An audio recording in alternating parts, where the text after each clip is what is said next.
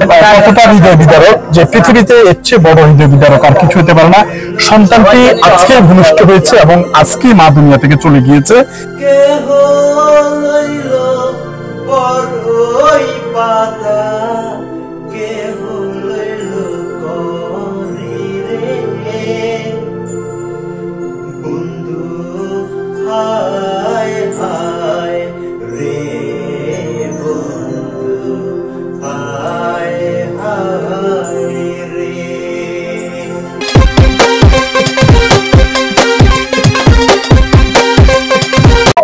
বিসমিল্লাহির রহমানির রহিম। দেশ এবং প্রবাস থেকে মুহূর্তে যারা দেখছেন সবাইকে আসসালামু আলাইকুম।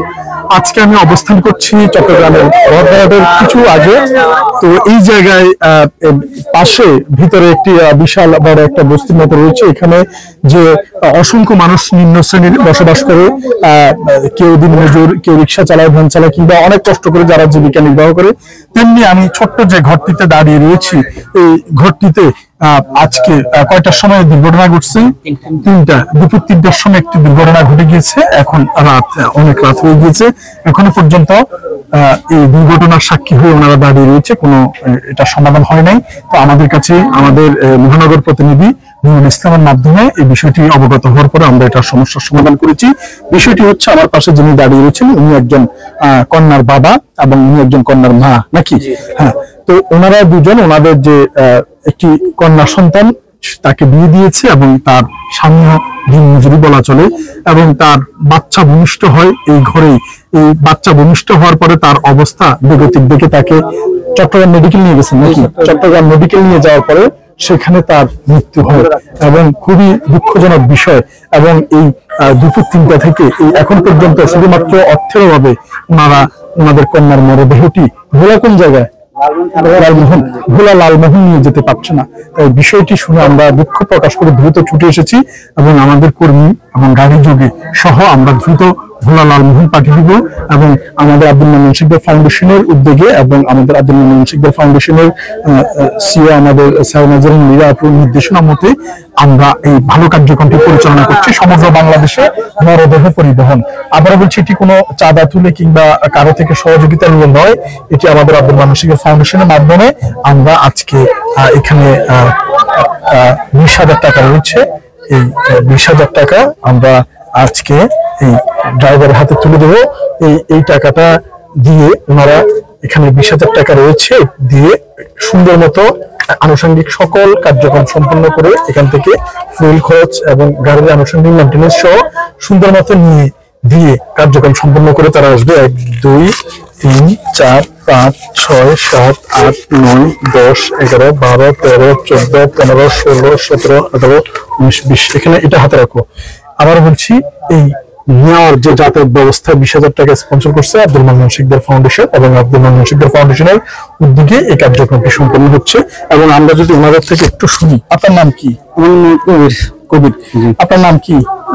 আপনাদের সন্তান আজকে 3টার সময় যে এই করুণ অবস্থাটি হয়, মৃত্যুবরণ করার পর এখন অনেক রাত পর্যন্ত, কেন নিতে পারছেন না? আমাদের আর্থিক সমস্যা নাই, কি কাজ করেন আপনি?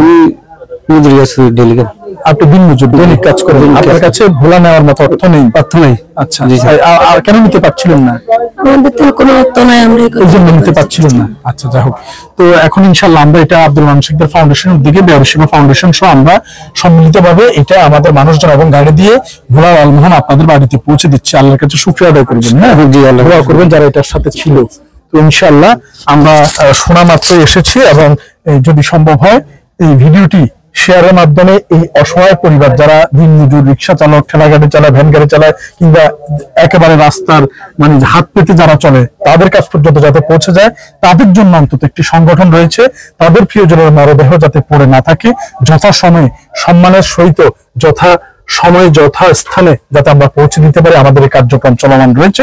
বেয়ারুসীমা ফাউন্ডেশন আর আব্দুল মান্নান শিকদার ফাউন্ডেশন কোঅপারেশন করে কোলাবোরেশনের মাধ্যমে আমরা ভালো কাজটি চালিয়ে যাচ্ছি। আল্লাহ তাআলা আমাদের সবাইকে ভালো কাজের সাথে সম্পৃক্ত হওয়ার তৌফিক দান করুক। আবারও ধন্যবাদ জানাচ্ছি সাইনাজের মিরাপুকে।